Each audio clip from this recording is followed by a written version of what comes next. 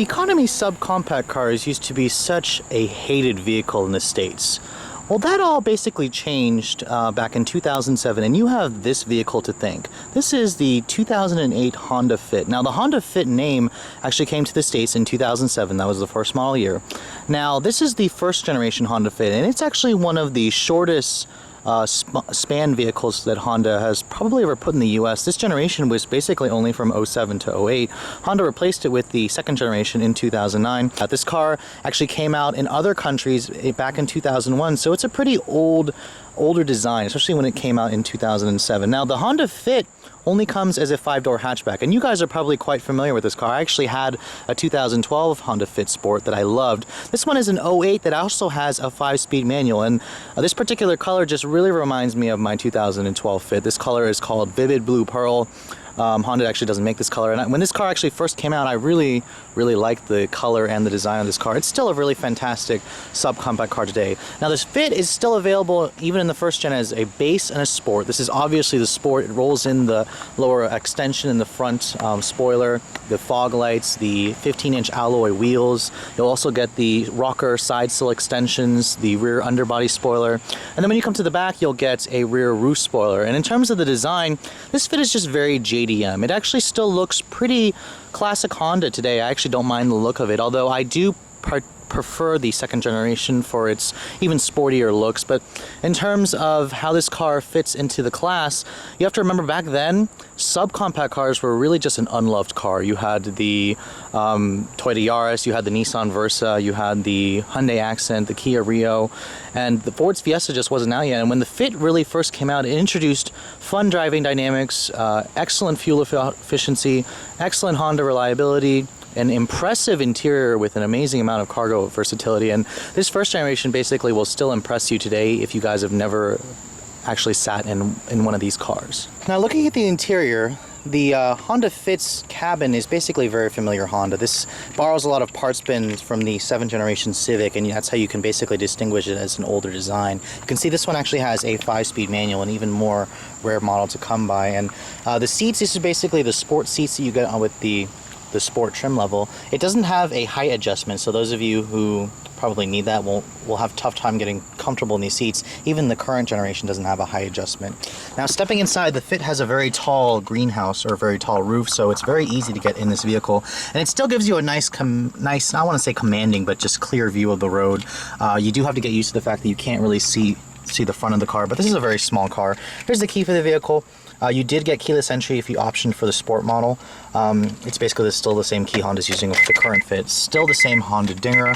You kind of have a different version of the gauges. It looks very similar. This interior is just very similar to the current generation. It hasn't really changed much. And of course, what you're hearing is Honda's L Series, their 1.5 liter 4-cylinder engine with VTEC. And it actually is a pretty rev-happy and smooth 4-cylinder. It's typical Honda. Now, shutting the door, the driver window is automatic down, but not automatic up. The second generation Fit gave you automatic up-down for the driver. Now, in terms of the interior, you kind of basically still have that same long dash feeling. Now, in terms of the materials, this is a subcompact car, so don't expect to find extravagantly luxurious materials. You have a hard touch plastic dash. Actually, the materials here are quite cheap feeling, so I'm pretty surprised by it. The second generation Fit definitely has nicer fitting materials. You can see here a pretty crude flash molding for the airbag cover, but that's how you distinguish it as an older design. It's got the airbag cover. On the other hand, you have a really nice steering wheel. So Honda does get the touch points right. You have a leather-wrapped wheel with bolstering extensions. It feels really good in your hands. It's a electric power steering, surprisingly, but it does give you a really good feel. And then looking at the door panels, you have cloth fabric here, but it's not soft touch. And then down here, it's not even soft touch. So this is kind of like how the second generation Fit is. You have basically just your standard manual zone climate control, just 3 knobs, very easy to use. It's got actually a cable for engaging the recirc and the fresh air mode. The stereo system here is just basically a 200-watt 6-speaker audio system. The base model gave you a 4-speaker 160-watt. It's okay. It doesn't produce the best sounds, but cars in this class don't really do that. The 2014 Fiesta is one of the first. You do have an auxiliary port here, and then a power outlet there. There's no USB port in here. Now, driving is basically where the Fit excels, and this 5-speed, which by the way, this has an aftermarket kind of new gen Honda shifter with the metal ball, is very nice. It's very buttery through the gates. It's got a very nice slick shifter. The clutch is very light as well, very short travel, although it does engage kind of randomly at almost at the end of the travel, so you kind of have to get used to it.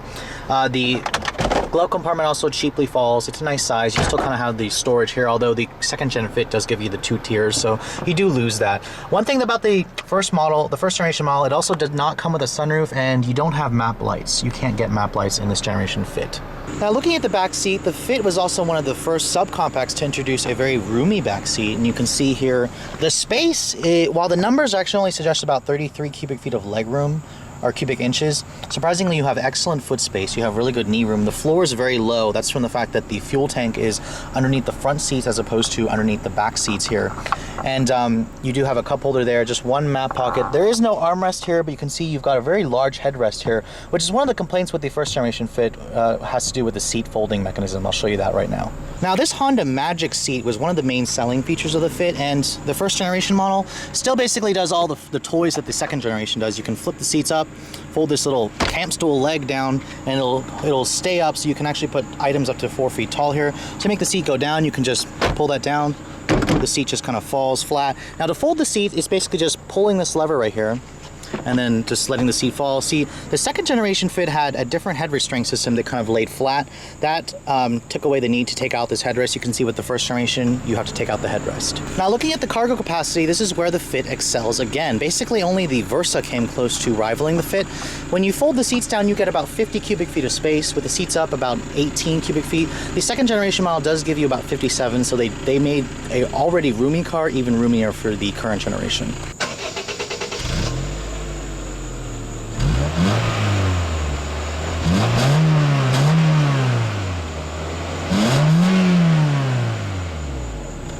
And then, of course, when you look under the hood, you basically have the first generation L-series motor for at least the Honda Fit in the States. This is the 1.5 liter 4-cylinder single overhead cam engine. It does have the VTEC, but compared to the current model, which has iVTEC, this model makes 109 horsepower and 105 pound-feet of torque.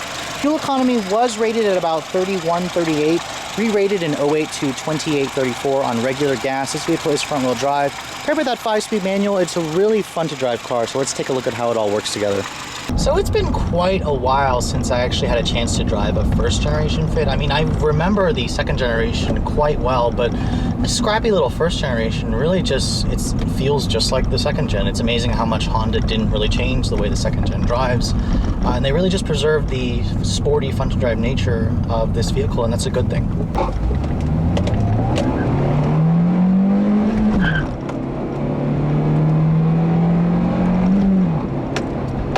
And I gotta say, for a teeny-weeny 1.5 liter, this motor still impresses me, even though I'm used to driving cars that are much more powerful. It's just a really eager, smooth revving, efficient 4-cylinder that really just loves being hammered, especially with that 5-speed, which wakes up.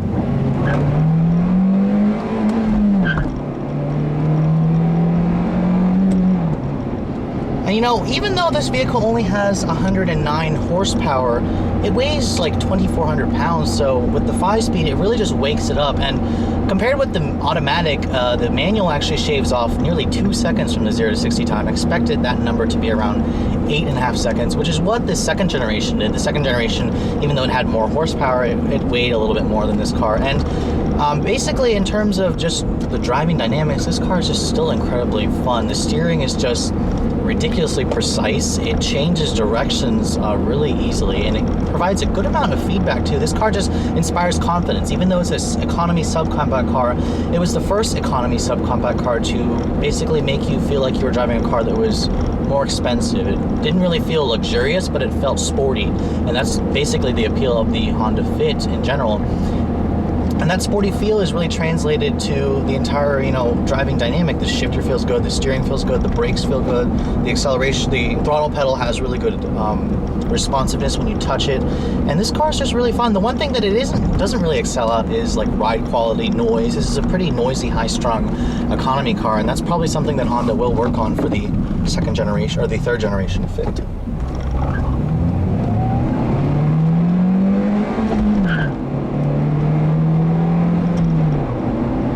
again, it's quite easy to chirp second in this car. And basically, this is the way you need to drive a Honda Fit, or at least most Honda products with a manual.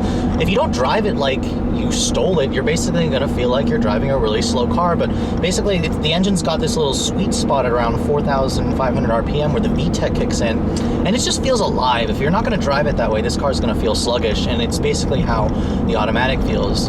And one of the issues with this first generation Fit, however, has to do with the actual driver comfort. Now the seats, they feel comfortable initially when you're first sitting in them.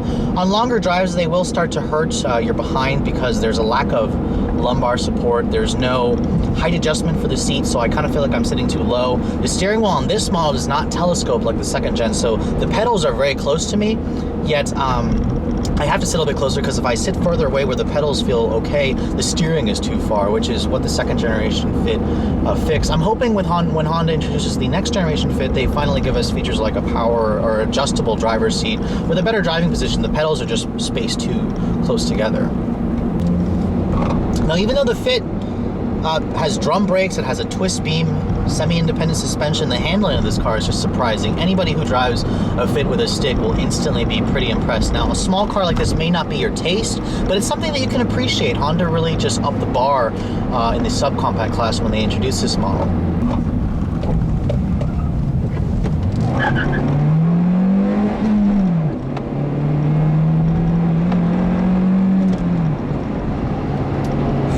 Car is surprisingly fun. I have to admit, I'm impressed with how the body design of this first generation has held up. It's a quite solid and practical and efficient, not to mention cheap car. I have to admit, I miss driving around a Fit at times. Although the car doesn't have that much power, it just puts a smile on your face in a way that a lot of cars can't. And it's surprising and refreshing when you find a compact car or subcompact car like this. But that brings me to the conclusion of this review. If you guys are looking for a used Honda Fit, a first generation, they are hard to come by because there's only 2 model years when this car was out, from 07 to 08.